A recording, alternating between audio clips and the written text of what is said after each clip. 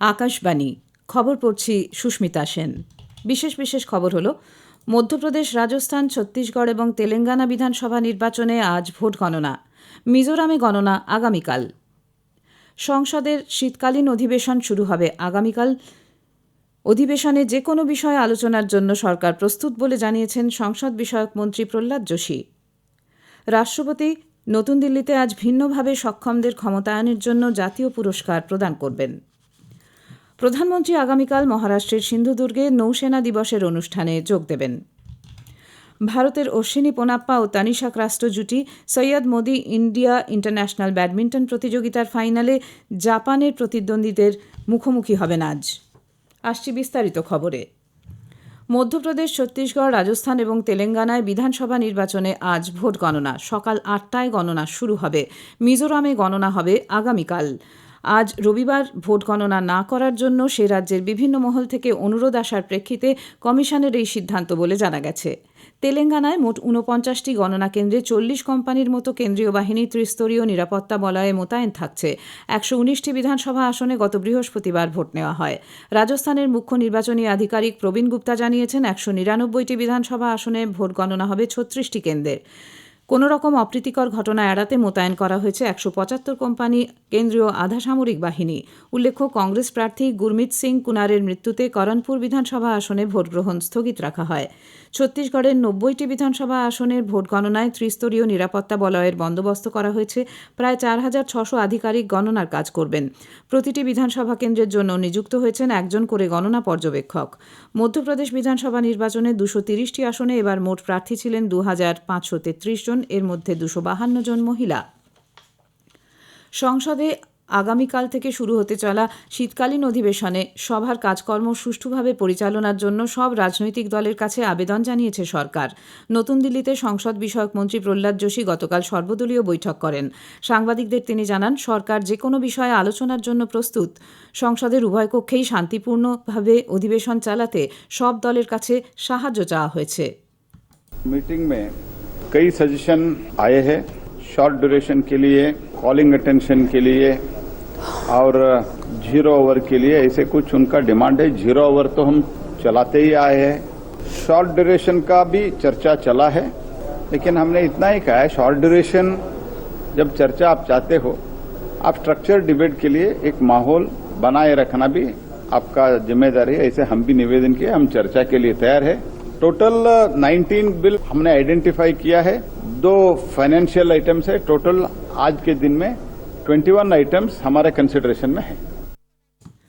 উল্লেখ্য, শীতকালীন অধিবেশন চলবে ২২শে ডিসেম্বর পর্যন্ত। এই ১৯ দিনের মধ্যে সভা বসবে ১৫ দিন।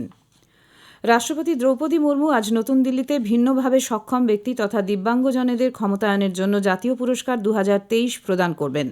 আন্তর্জাতিক দিব্যাঙ্গজন দিবস আইডিপিডি উপলক্ষে দিব্যাঙ্গজনেদের অসামান্য সাফল্য ও তাদের ক্ষমতায়নের লক্ষ্যে যেসব কাজ হয়েছে তার স্বীকৃতিতে রাষ্ট্রপতি এই পুরস্কার তুলে দেবেন। দিব্যাঙ্গদের ক্ষমতায়ন সংক্রান্ত দপ্তর, কেন্দ্রীয় সামাজিক ন্যায় এবং ক্ষমতায়ন মন্ত্রকের পক্ষ থেকে নতুন দিল্লির বিজ্ঞান ভবনে এই অনুষ্ঠানের আয়োজন করা হয়েছে। আইডিপিডি দিব্যাঙ্গ দিবস ২০২৩-এর মূল ভাবনা প্রতিবন্ধকতা সম্পন্ন মানুষদের সঙ্গে এবং তাদের দ্বারা সুস্থায়ী উন্নয়নের লক্ষ্য অর্জন ও তা উদ্ধারে ঐক্যবদ্ধ হওয়া। রাষ্ট্রসংঘ সাধারণ সভার গৃহীত প্রস্তাব অনুসারে এই দিবস বার্ষিকভাবে পালনের সূচনা ১৯৯২ সালে।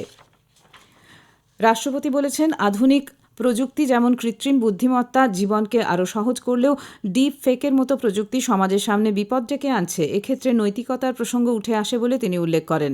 রাষ্ট্রপতি গতকাল রাষ্ট্রসন্ত তুকাদোজি মহারাজ নাগপুর বিশ্ববিদ্যালয়ের ১১১তম সমাবর্তন অনুষ্ঠানে ভাষণ দেন। পরিবেশ সংরক্ষণের ক্ষেত্রে কর্পোরেট ও বাণিজ্যিক সংস্থাগুলির উদ্যোগে আয়োজিত COP28-এ যোগ দিতে সিকিমের বন ও পরিবেশ সচিব প্রদীপ কুমারের নেতৃত্বে একটি প্রতিনিধি দল দুবাই গিয়েছে। গতকাল তারা সিকিমের পরিবেশ সংরক্ষণ সম্পর্কিত মেরো রুখ মেরো সন্ততি শীর্ষক একটি প্রেজেন্টেশন দেখান। বিজনেস ফিলান্থ্রপিক ক্লাইমেট ফোরাম COP28-এর আয়োজক প্রায় ১৩০০ শিল্পপতি ও ব্যবসায়ী এতে অংশগ্রহণ করেছেন। সভাপতি ড সুলতান আল জাবার জানিয়েছেন, বিভিন্ন উদ্যোগ ও শিল্পপতিদের কাছ থেকে বহু কোটি ডলার সংগ্রহ করে পরিবেশ সংরক্ষণের কাজে লাগানোই তাদের উদ্দেশ্য। জলবায়ু ক্ষেত্রে আর্থিক চ্যালেঞ্জ মোকাবিলায় বেসরকারি ক্ষেত্রের জ্ঞান ও সম্পদ কাজে লাগানোর ওপর তিনি গুরুত্ব দেন। উল্লেখ্য, ভারত ও চীন গতকাল পুনর্নবীকরণযোগ্য শক্তি সম্পর্কিত একটি চুক্তি স্বাক্ষর করা থেকে বিরত থেকেছে। COP28-এর এই চুক্তিতে বলা হয়েছিল 2030 সালের মধ্যে গোটা বিশ্বের পুনর্নবীকরণযোগ্য শক্তি 3 গুণ বাড়ানো হবে। ভারত জানিয়েছে, দিল্লিতে আয়োজিত G20 শীর্ষ সম্মেলনের ইতিমধ্যেই তারা এ ব্যাপারে দায়বদ্ধতার কথা জানিয়েছে। COP28 সম্মেলনে বিশ্বের 118টি দেশ যোগ দিয়েছে। উপরাষ্ট্রপতি জগদীপ ধনখড় গতকাল নতুন দিল্লিতে আইসিসির ভারতীয় সালিসি দিবসের এক অনুষ্ঠানে যোগ দিয়ে বলেন, দেশের অর্থনীতির দ্রুত ও শক্তিশালী উন্নয়নের জন্য মজবুত সালিসি কাঠামো গঠন করা প্রয়োজন। তিনি উল্লেখ করেন, বিচার ব্যবস্থা যেন কোনো সময়ই উপযুক্ত সালিসি ক্ষেত্রে বাধা হয়ে না দাঁড়ায়, সেদিকে নজর রাখা প্রয়োজন। এ ব্যাপারে আইনের কিছু সংশোধন প্রয়োজন রয়েছে বলেও শ্রী ধনখড় মত ব্যক্ত করেন। তিনি বর্তমান সময়ে বিশ্বের দরবারে ভারতের সম্মান ও গ্রহণযোগ্যতা দুই বেড়েছে বলে জানিয়েছেন। নতুন দিল্লির আকাশবাণীতে গতকাল উপরাষ্ট্রপতি ডক্টর রাজেন্দ্র প্রসাদ স্মারক বক্তৃতায় বলেন, ভারত আজ বিশ্বের 5ম বৃহত্তম অর্থনীতি। দেশের মানুষের কঠোর পরিশ্রমের ফলেই এটি সম্ভব হয়েছে। খবর শুনছেন আকাশবাণী থেকে। প্রধানমন্ত্রী নরেন্দ্র মোদী আগামীকাল মহারাষ্ট্রের সিন্ধুদুর্গে নৌসেনা দিবসের অনুষ্ঠানে যোগ দেবেন। সেখানে পৌঁছে তিনি প্রথমে রাজকোট দুর্গে ছত্রপতি শিবাজির একটি মূর্তির আবরণ উন্মোচন করবেন। পরে তার নৌবাহিনী দিবস উপলক্ষে অনুষ্ঠানে যোগ দেওয়ার কথা। তারকার্লি সমুদ্র উপকূলে ভারতীয় নৌবহরের জাহাজ, সাবমেরিন এবং বিমান মহড়া প্রত্যক্ষ করবেন তিনি। উল্লেখ্য, প্রত্যেক বছর 4 ডিসেম্বর দিনটি নৌসেনা দিবস হিসেবে পালিত হয়। লেবাননের হিজবুল্লাহর রকেট হামলার প্রতিক্রিয়ায় ইসরায়েল গতকাল যুদ্ধবিমান নিয়ে আক্রমণ চালায়। ইসরায়েলি প্রতিরক্ষা বাহিনীর এক মুখপাত্র জানিয়েছেন, গত 7 অক্টোবর হামাসের আচমকা হামলার পর প্রায় 2,500 জঙ্গি গাজা ভূখণ্ড থেকে ইসরায়েলি এলাকায় ঢুকে পড়ে আক্রমণ চালিয়েছে। তারা বহু সাধারণ মানুষকে অমানবিকভাবে পণবন্দি করে রেখেছে। ওই মুখপাত্রের মতে, ইসরায়েলের আক্রমণের লক্ষ্য হামাসের সন্ত্রাস পরিকাঠামো ধ্বংস করা। মণিপুরের মুখ্যমন্ত্রী এন বীরেন সিং ওই অঞ্চলের সব সংগঠনকে শান্তি প্রক্রিয়ায় অংশগ্রহণের আহ্বান জানিয়েছেন। ইম্ফলের কাংলা দুর্গে United national liberation front UNLF নেতাকর্মীদের জন্য আয়োজিত এক অনুষ্ঠানে তিনি একথা বলেন। ইউএনএলএফ গত মাসের 29 তারিখে কেন্দ্র ও রাজ্য সরকারের সঙ্গে একটি শান্তি চুক্তি স্বাক্ষর করেছে। মণিপুরের মুখ্যমন্ত্রী আরও বলেন, মণিপুরের জনগণের সমর্থন, সহযোগিতা ও উৎসাহের ফলে শান্তি চুক্তি স্বাক্ষর সম্ভব হয়েছে। ফিলিপিন্সের দক্ষিণাঞ্চলে গতকাল অন্তত 7.4 মাত্রার ভূকম্পন অনুভূত হয়।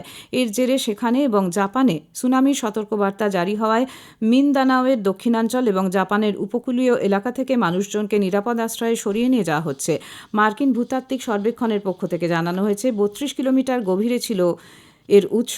মিন্দানাওতে ভূকম্পের কেন্দ্রস্থলের কাছাকাছি সম্পত্তির ক্ষয়ক্ষতি এবং বিদ্যুৎবিহীন হয়ে পড়ার খবর মিলেছে। ফিলিপিন্স কর্তৃপক্ষ সূত্রে জানানো হয়েছে, হতাহতের অবশ্য কোনো খবর নেই। দক্ষিণ পশ্চিম বঙ্গোপসাগরে অবস্থানরত গভীর নিম্নচাপটি আজ ঘূর্ণিঝড় মিচাউংয়ে পরিণত হতে পারে। তারপর সেটি উত্তর পশ্চিম দিকে অগ্রসর হয়ে আগামীকাল বিকেল নাগাদ দক্ষিণ অন্ধ্রপ্রদেশ ও উত্তর তামিলনাড়ু উপকূলে পৌঁছবে বলে অনুমান আবহাওয়াবিদদের। এরপর সেটি দক্ষিণ অন্ধ্রপ্রদেশ উপকূল ধরে আরও উত্তর দিকে অগ্রসর হয়ে 5 ডিসেম্বর ভোরে নেল্লোর এবং মাছিলিপত্তনমের মধ্যে ঘূর্ণিঝড় হিসেবে স্থলভূমি অতিক্রম করবে। Syed Modi India international challenge super 300 ব্যাডমিন্টনে ভারতের অশ্বিনী পোনাপ্পা এবং তানিশা ক্রাস্টো জুটি আজ ফাইনালে জাপানের রিং ইয়ানাগা ও কিয়ে নাকানিশির মুখোমুখি হবে। লখনৌয়ে গতকাল তাদের প্রতিদ্বন্দ্বী শীর্ষ বাছাই ইউকি ফুকুশিমা এবং সায়াফা হিরোটা ম্যাচের মাঝপথে আঘাত পেয়ে সরে দাঁড়ানোর পর ভারতীয় জুটি ফাইনালে পৌঁছয়। অন্যদিকে পুরুষদের সিঙ্গলসের সেমিফাইনালে ভারতের প্রিয়াংশু রাজাওয়াত তাইওয়ানের চি ইউ জেনের কাছে 21-18, 14-21, 17-21 পরাজিত হন। ভারত আজ চলতি টি20 সিরিজের 5ম তথা শেষ ম্যাচে অস্ট্রেলিয়ার মুখোমুখি হচ্ছে। বেঙ্গালুরুর এম চিন্নাস্বামী স্টেডিয়ামে খেলা শুরু হবে সন্ধে 7টায়। 5 ম্যাচের সিরিজে ভারত ইতোমধ্যেই 3-1 এগিয়ে থেকে সিরিজ জয় নিশ্চিত করেছে। ফলে আজকের ম্যাচটি নিয়ম রক্ষার হয়ে দাঁড়িয়েছে। শুক্রবার রায়পুরের শহীদ বীরনারায়ণ সিং আন্তর্জাতিক ক্রিকেট স্টেডিয়ামে চতুর্থ টি20 ম্যাচে ভারত 20 রানে অস্ট্রেলিয়াকে হারিয়ে সিরিজ জয় নিশ্চিত করেছিল। জার্মানি অনূর্ধ্ব 17 ফিফা বিশ্বকাপ চ্যাম্পিয়ন হয়েছে। ইন্দোনেশিয়ার সেন্ট্রাল জাভা প্রদেশে আয়োজিত এই টুর্নামেন্টের ফাইনালে জার্মানি গতকাল ফ্রান্সকে পেনাল্টি শুটআউটে 4-3 গোলে হারিয়ে খেতাব জিতে নেয়। নির্ধারিত সময়ে ফলাফল 2-2 ছিল। শেষ করার আগে খবরের বিশেষ কিছু অংশ আরেকবার। মধ্যপ্রদেশ, রাজস্থান, ছত্তিশগড় এবং তেলেঙ্গানা বিধানসভা নির্বাচনে আজ ভোট গণনা। মিজোরামে গণনা আগামীকাল। সংসদের শীতকালীন অধিবেশন শুরু আগামীকাল। যে কোনো বিষয়ে আলোচনার জন্য সরকার প্রস্তুত বলে জানিয়েছেন সংসদ বিষয়ক মন্ত্রী প্রহ্লাদ যোশী। প্রধানমন্ত্রী আগামীকাল মহারাষ্ট্রের সিন্ধুদুর্গে নৌসেনা দিবসের অনুষ্ঠানে যোগ দেবেন। খবর এখনকার মতো এ পর্যন্ত।